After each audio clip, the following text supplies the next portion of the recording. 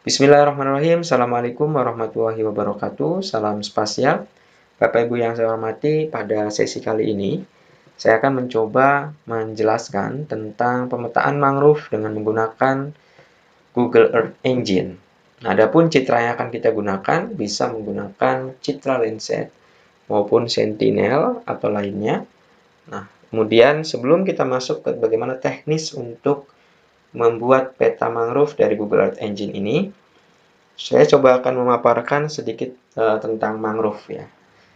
Mangrove atau orang menyebut sebagai bakau, walaupun itu istilah tersebut sebenarnya kurang tepat jika kita mengatakan bahwa mangrove sama dengan bakau. Karena apa? Karena bakau adalah salah satu dari jenis vegetasi mangrove. Dan nama latin bakau adalah Rhizophora. Nah, ini adalah jenis bakau. Jadi kalau kita menyebut itu hutan bakau, yaitu berarti jenis mangrove-nya hanya Rhizophora saja. Tetapi kalau kita menyebut ekosistem mangrove, itu jenisnya sangat banyak gitu ya. Nah, ini ada beberapa pengertian ekosistem mangrove ya dari beberapa referensi. Namun pada intinya mangrove ini adalah tumbuhan yang hidup di daerah pesisir umumnya. Jadi dia di daerah interface. Bahkan beberapa jenis vegetasi mangrove itu bisa sebagai indikator bahwa daerah tersebut memang perbatasan antara pesisir dengan daratan gitu ya. Kayak misalnya ada jenis nipah, itu dia sebagai penanda bahwa di situ adalah batas dari air payau. Air payau ini kan air asin dan air tawar gitu yang bercampur. Nah, ini menurut Hogarth bahwa mangrove dapat didefinisikan sebagai tumbuhan berkayu ataupun semak belukar. Jadi, mangrove ini ada yang berbentuk pohon, ada juga berbentuk semak gitu ya. Karena nanti mangrove ini ada mangrove mayor dan mangrove minor atau ikutan. Yang tumbuh di pantai daerah tropis maupun subtropis. Jadi, mangrove ini umumnya daerah tropis, tetapi di daerah subtropis juga ada mangrove. Ini menurut Sanger. Baik sebagai tumbuhan yang terdapat di daerah pasang surut maupun sebagai komunitas. Ini menurut Tomlinson 1994. Untuk vegetasi mangrove ini, ya, jadi ini cukup banyak, maka saya sampaikan bahwa ketika kita menyebut mangrove, maka itu banyak jenisnya. Nah, di sini tercatat ya berdasarkan referensi dari Kusmana. Beliau ini adalah guru besar mangrove di Institut Pertanian Bogor.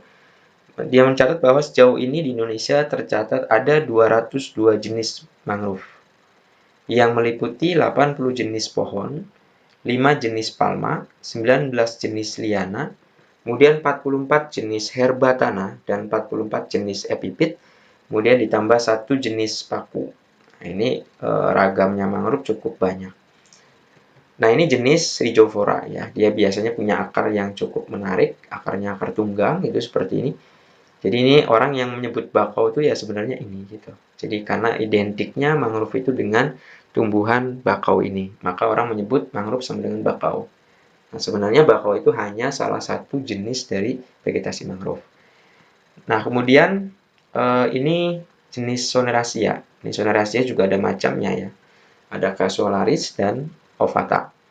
Nah, ini buahnya bisa dimanfaatkan untuk berbagai macam makanan seperti dodol, sirup, dan sebagainya. Nah, ini sekarang sudah banyak dikembangkan. Kemudian ini adalah jenis Avicennia. Jenis Avicennia ini merupakan mangrove yang cukup unik ya, karena dia itu merupakan mangrove yang kadang tumbuh sendiri. Jadi kita menanam Rhizophora, tetapi nanti akan ada pasti tumbuhan Avicennia itu suka muncul sendiri gitu. Nah, biasanya posisi Avicennia ini di paling depan dalam zonasi mangrove. Artinya dia mendekati sekali dengan bibir pantai. Dan pertumbuhannya sangat cepat untuk jenis Avicennia. Avicennia juga nanti, ini sebenarnya banyak macamnya. Ada Avicennia marina, dan sebagainya ya. Kemudian ini Bruguera. Ini juga banyak dimanfaatkan untuk berbagai produk makanan maupun obat. Kemudian ini sama ya, ini juga Rhizophora, jenis Rhizophora. Nah, mangrove ini seperti kita ketahui banyak fungsinya ya, seperti untuk menahan abrasi, mencegah terjadinya intrusi air laut, kemudian untuk menahan tsunami seperti terjadi di beberapa wilayah, bahwa daerah yang terdapat mangrove, dampak dari tsunami ini bisa diminimalisir. Kenapa? Karena gelombang yang masuk akan pecah ketika dia menabrak vegetasi mangrove. Nah, kira-kira apa saja sih yang dapat dipetakan gitu ya dengan menggunakan citra Landsat atau Sentinel gitu untuk mangrove ini? Ya, yang pertama adalah kita bisa memetakan luasan dari mangrove tersebut. Sehingga kita bisa membuat analisis perubahan luas. Misalnya, kita coba perbandingkan antara tahun 2000 misalnya di satu wilayah, katakanlah di satu wilayah A, menurut tahun 2000 seberapa, 2020 seperti apa. Kemudian, selain luas, kita juga bisa memetakan jenis. Nah, ini umumnya harus menggunakan citra yang lebih tinggi resolusinya untuk memetakan jenis. Seperti kita petakan bahwa di kawasan mangrove ini jenisnya ada jenis apa aja. Nah, misalnya ada Rhizophora, ada Avicennia, ada Soneraceae, ada Nipa, dan sebagainya. Nah, itu kita bisa petakan dari citra tersebut ya, baik. Umumnya kalau Landsat ini agak sulit ya untuk melihat jenis. Kemudian kerapatan. Nah, NDVI juga kita bisa lihat ya dari jenis mangrove ini. Kemudian potensi karbon dan lain sebagainya. Nanti ada seperti deforestasi dan sebagainya, kita bisa menghitung dan memetakan dari mangrove tersebut. Nah, ini contoh pemetaan mangrove dengan teknologi penginderaan jauh. Ya, ini saya ambil dari referensi di internet. Ini adalah hasil pemetaan mangrove dengan menggunakan Landsat. Ya, dia melihat pada sisi NDVI-nya, kerapatan. Ini di Segara Anakan ya, di Nusa Kambangan, sekitar Nusa Kambangan, Segara Anakan, muara Sungai Citandui. Nah, ini kita bisa kelaskan menjadi jarang, sedang, lebat. Nah, kemudian ada non perairan dan perairan seperti itu. Nah, ini jenis vegetasi mangrove yang ada di sana, salah satu jenisnya ya. Nah, ini kemudian contoh kembali hasil riset yang saya lakukan tahun 2015. Nah, ini risetnya 2018 ya, cuman citra yang saya gunakan itu mulai tahun 2003 sampai dengan 2015, dan saya lihat saya lakukan analisis di daerah Delta Mahakam, Kalimantan Timur ya. Nah, ini kita lihat di sini tahun 2003 ini berhasil dipetakan mangrove di sana seperti ini, bahwa yang merah adalah non mangrove, tambak, kemudian hijau. Nah, kemudian tahun 2009 mangrove-nya sudah mulai berkurang. Nah, kita lihat Bapak Ibu di sini, dia cukup signifikan berkurang mangrove di sana yang warna hijau ini. Nah, perubahan mangrove di sana kita bisa melihat kenapa. Itu terjadi karena banyaknya konversi mangrove menjadi lahan tambak. Itu yang terjadi di kawasan Delta Mahakam. Kemudian 2009, kemudian 2015. Nah, 2015 ini ada beberapa wilayah yang bertambah ya kalau kita lihat, karena memang di sana mulai tahun 2009 itu sudah banyak program-program rehabilitasi yang dilakukan oleh industri-industri sekitar, ya, industri migas rata-rata itu banyak melakukan penanaman mangrove sehingga sedikit bertambah, namun tidak begitu signifikan gitu ya. Nah, ini contoh dari perubahan mangrove. Nah, ini kita bisa membuat seperti ini ya, kita bisa persandingkan atau perbandingkan antara tahun 2003, 2009, dan 2015. Kita juga bisa membuat grafik perubahan atau diagramnya, nah, seperti ini. Nah, bagaimana metode pemetaannya ya? Sebenarnya cukup banyak Bapak Ibu, dan kemarin kita sudah mempelajari klasifikasi supervise ya. Nah, itu kita bisa gunakan untuk pemetaan mangrove. Jadi hasil supervise klasifikasi kemarin kita bisa ambil yang vegetasi mangrove-nya saja. Nah, itu kita olah pada software yang lain gitu ya. Misalnya kita ambil dan kita proses pada Quantum GIS atau yang lainnya, kita ambil ekstrak untuk mangrove-nya saja. Kemudian kita persandingkan seperti tadi, nanti akan bisa melihat perubahannya. Nah, kemudian bisa juga kita lihat dari data global mangrove forest distribution. Ya, ini yang akan kita lakukan untuk video kali ini adalah dengan bagaimana menampilkan data global mangrove ya, karena untuk yang metode 1-2 ini sudah diajarkan sebelumnya, sudah diberikan sebelumnya, sehingga tinggal mempraktekkan dan tinggal mengambil wilayah mangrove-nya saja. Oke, baik, jadi global mangrove deforestation ini sebenarnya satu database ya yang dibuat oleh GIRI. Yang menurut GIRI ini adalah pemetaan mangrove yang terlengkap di dunia ya. Jadi basis data yang dibuat itu menggunakan data satelit Landsat tahun 2000. Jadi memang datanya ini data yang cukup lama tahun 2000. Dan itu ternyata merupakan gabungan dari 1000 scene Landsat yang diperoleh dari USGS juga. Dari USGS dan diklasifikasikan dengan unsupervised, ya, seperti unsupervised, supervised, dan teknik lainnya. Dan ini merupakan database pertama penilaian mangrove terlengkap di dunia. Itu menurut Geary et al. 2011. Jadi pembiayaannya waktu itu oleh NASA. Ya. Oke, jadi kita pada video kali ini itu bagaimana memanggil data hasil Global Mangrove Forest Deforestation ini pada Google Earth Engine yang nanti kita bisa gunakan untuk membandingkan untuk tahun-tahun dengan tahun-tahun sebelumnya. Oke, nah ini contoh hasilnya nanti akan seperti ini, di mana kita bisa melihat sebaran mangrove di seluruh dunia, ya seperti itu.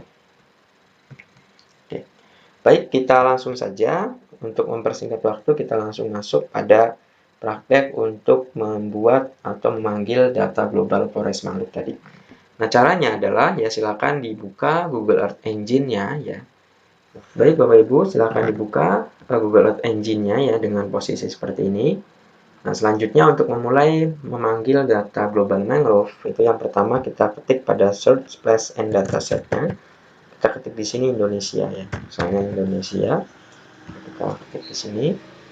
Dia di sini ya. Kemudian setelah muncul Indonesia, kita zoom pada wilayah yang kita inginkan. Misalnya kita akan melihat mangrove di kawasan Delta Mahakam misalnya. Seperti ini. Nah, ini kita bisa zoom kawasan ini. Kemudian setelah kita zoom ya sudah ketemu daerah tersebut. Kita lakukan pembuatan ROI ya, atau batas atau area of interest-nya. Nah, caranya adalah mungkin sudah diberikan ya sebelumnya, kita tinggal klik saja yang tombol ini, tombol draw rectangular.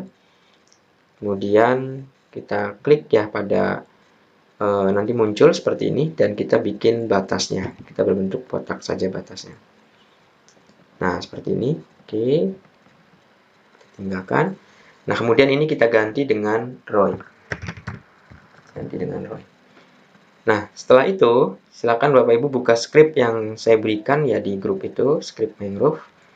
Nah, ini script mangrove ini sangat sedikit ya, sehingga kita cepat dalam ininya.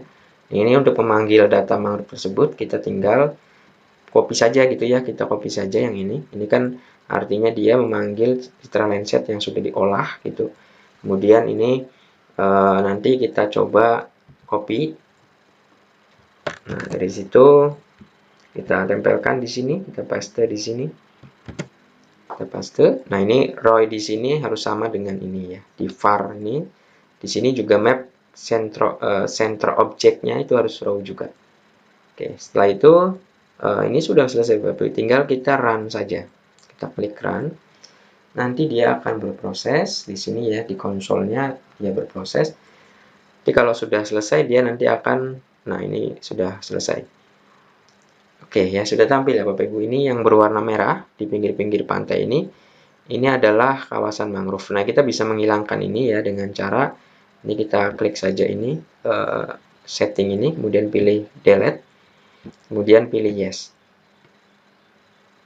Oke, ini mangrove di Delta Mahakam sudah muncul. Namun ini adalah tahun 2000 dan 2001 ya, kisaran tahun tersebut. Nah, bagaimana jika kita ingin membuat dan membandingkan dengan tahun yang lain? Nah, itu Bapak Ibu seperti saya sampaikan, bisa mengambil dengan cara klasifikasi supervise yang sudah dilakukan sebelumnya. Tinggal ambil saja untuk vegetasi mangrove-nya dan bisa dipersandingkan dengan tahun 2000 atau tahun yang lain. Dan ini sebenarnya tidak hanya Delta Mahakam, Bapak Ibu. Sebenarnya ini seluruh dunia. Ya. Cuman kebetulan fokusnya adalah kita ngambil di kawasan Delta Mahakam. Jadi yang warna merah ini mangrove. Jadi tersebar di sepanjang pantai.